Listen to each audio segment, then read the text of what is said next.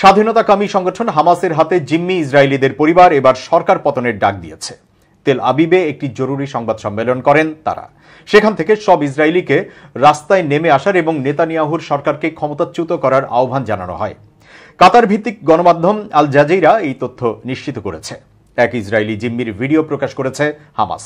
এই স্বাধীনতাকামী সংগঠনটি জানিয়েছে, ইসরায়েলের বিমান হামলায় এই জিম্মি নিহত হয়েছেন। তার মৃত্যুর সংবাদ প্রকাশের পরই অন্যান্য জিম্মি পরিবারের সদস্যরা সংবাদ সম্মেলন করেন। সংবাদ সম্মেলনে তারা বলেন, ইসরায়েলি সেনারা গাজার যেসব অঞ্চল দখল করেছিল সেখানে হামাস আবারও পুনর্গঠিত হচ্ছে।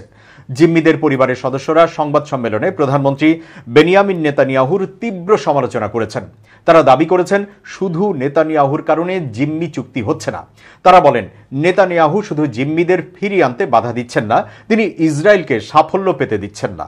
হামাসের কাছ থেকে আমাদের জিম্মিদের মুক্ত করতে আমাদের নেতানিয়াহুর কাছ থেকে মুক্ত হতে হবে।